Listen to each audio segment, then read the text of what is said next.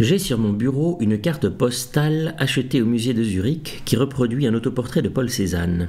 Le tableau est à Zurich, il mesure 92 x 73 cm et il est sur mon bureau à 12 x 9 cm avec une légende et un code barre au verso. Le regard de Paul Cézanne déborde de lumière. Je dirais même, si l'on peut parler ainsi d'un regard, qu'il envoie de la couleur. Le grand Raphaël aurait dit un jour, du haut de la Renaissance, plus de tableaux de martyrs. C'en est assez, rappelle Nietzsche en paraphrasant Raphaël, de chercher le sublime à côté de la cruauté. On peut le trouver ailleurs aussi. Voilà ce que me disent les yeux de Paul Cézanne, dispensateur de couleurs et de lumière.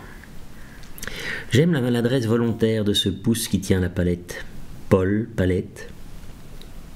Sorte de sifflet bizarre, et l'effort manifeste de ne pas finir parfaitement, effort et pouce qui sont là pour dire « Oui, je ne peins pas comme il faut, c'est exprès, c'est pas ça qui m'intéresse, si vous voulez du bien fait, allez ailleurs, ou pire, de la frime, de l'incassable, du virtuose, du technique, du pompier, du rassurant, du satisfait ou remboursé, du service après-vente. Vraiment, vous avez frappé à la mauvaise porte, ici, c'est chez moi. » En revanche, si c'est vraiment chez moi que vous désirez entrer, alors bienvenue. Et si vous ne vous comportez pas bien, coup de pied au cul. Vous y êtes? Alors calme. Voilà la deuxième chose qu'il me dit, Cézanne, carte postale. Calme. Bleu, gris, zinc, marron, fauve, l'œil, beige, brun, terre sèche, dolomie, vert, herbe sombre, blanc qui est du bleu et blanc qui est du rose.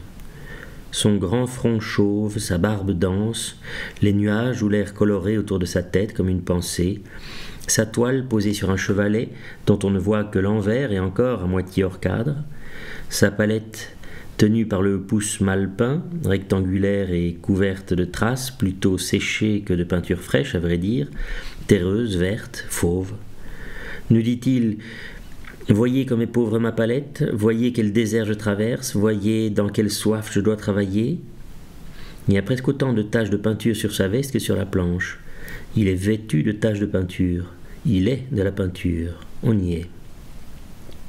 Bleu, rose, vert d'eau, perle, l'air a des couleurs qu'en sort verra aussi. Un éclat chaud de lumière passe par le col ouvert et bronze un petit pan de peau sur sa poitrine.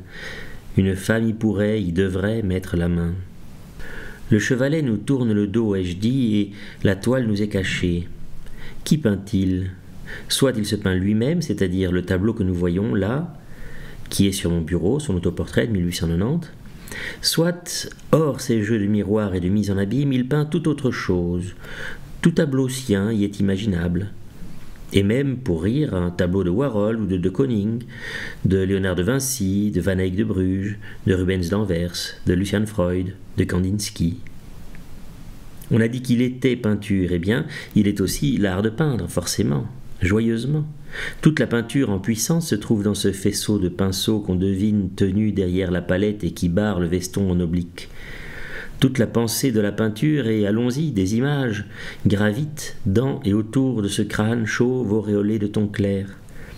Et par cet œil rentre dans le tableau tout ce que son cône optique peut avaler, sans cesse, sans fin, sans fond.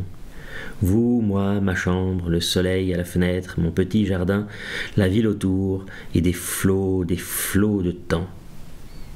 Après quoi, la carte postale ne pèse toujours que 4 grammes.